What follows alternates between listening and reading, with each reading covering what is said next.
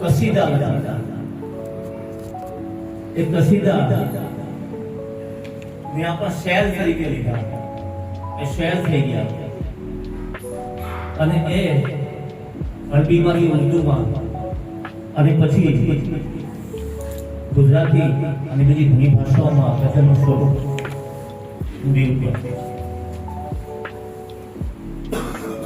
સામાન્ય રીતે ગઝલ એ બીજું કાંઈ નહીં પણ લયબદ્ધ રીતે ગોઠવાયેલા છંદમાં રચાતું એક કાવ્ય છે.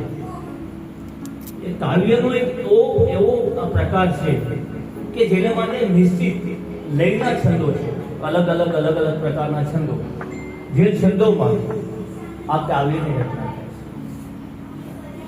છે. એના મુખ્ય અંગોની વાત કરીએ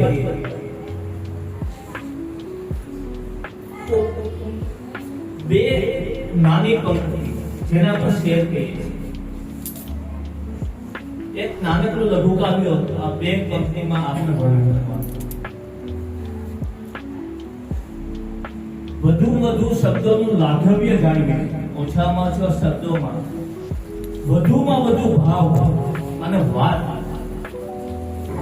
સ્પષ્ટ રીતે કહી શકાય એને શેર કહેવાય.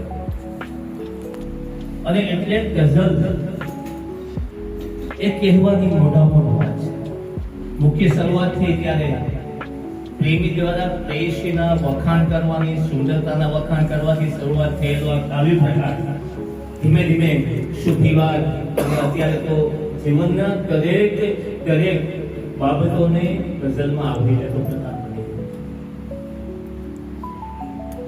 ગઝલ શીખવા માટે મૂળભૂત જે આજની વાત થોડી જે કરવી છે ટૂંકમાં હું પણ ખૂબ શાસ્ત્રીય રીતે જો કહું તો આટલો બધો જાણકાર નથી, મૂળભૂત વાત કરીશ.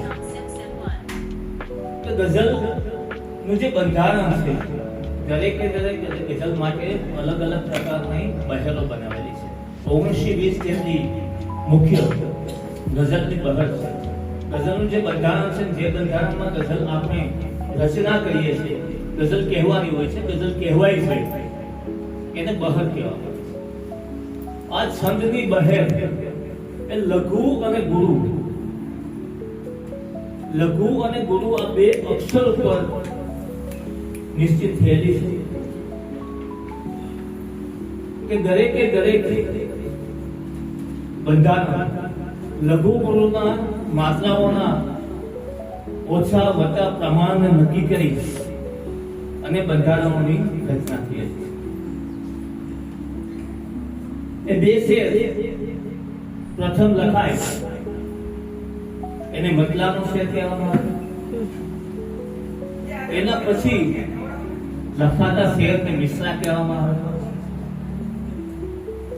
આ લખાતા શેરમાં ગઝલની વિશિષ્ટતા એ છે કે સામાન્ય કાવ્યના પ્રકારમાં જે રીતે પ્રાસ કે અનુપ્રાસ કે લય મેળવવામાં આવે છે, એવા જ લય તો હોય છે, કારણ કે છંદનો ઉપયોગ કરીએ એટલે લયબદ્ધ થાય.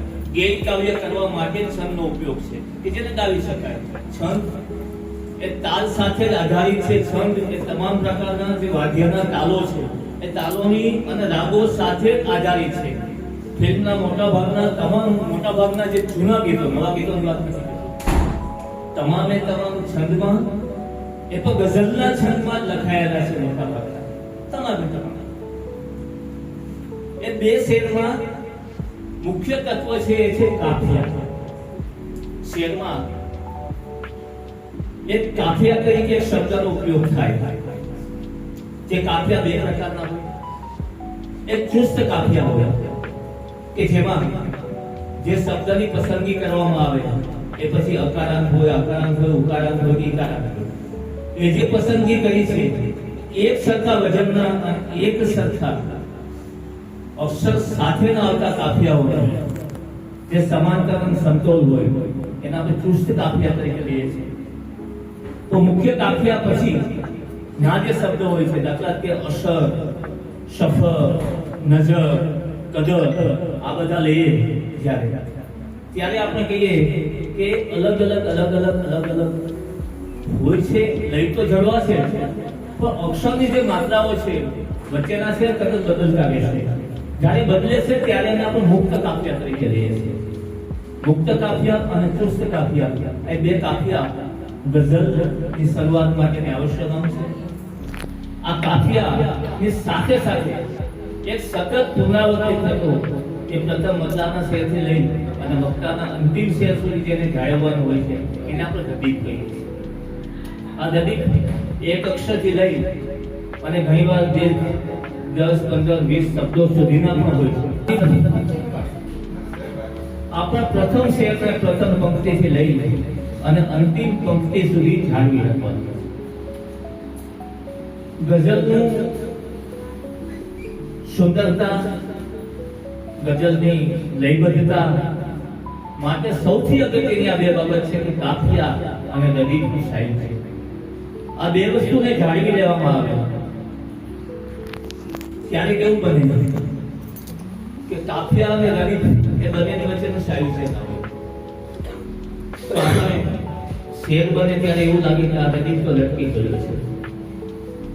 આ ખૂબ અઘરામાં અઘરું કામ હોય તો ગઝલમાં દદીક અને કાફિયાની જાળવણી. સૌપ્રથમ લઘુગુરુની સમજ, એના પછી કાફિયા અને દદીકની પસંદગી, અને ત્યારબાદ જે મૂળભૂત વિચારને આપણે રજૂ કરવા માંગીએ છીએ એની બંધારણના છંદના પ્રકારના જે કંઈ છે એને જાળવણી સાથે ઓછામાં ઓછા 5 શેર અથવા 5 થી વધુ શેર સુધી એ જે રચના કરવાનો કાર્ય કરતા છે આપણે. હવે લઘુગુરુ એ ખૂબ સામાન્ય રીતે સમજી શકાય એવું બાબત છે, છતાં પણ આપણે થોડી મહેનત નથી કરતા અને ક્યારેક એમાં ભૂલ થાય છે. બારાખડીમાં અથી લઈને જ્ઞ સુધીના બધા અક્ષર છે એ તમામે તમામ લઘુ છે. તમામે તમામ લઘુ છે. જ્યારે એની સાથે અ, આ, ઈ, ઉ, એને આપણે લગાવીએ છીએ. ગ સાથે આ આવે ગા થાય, ગો થાય, ઈ થાય. ત્યારે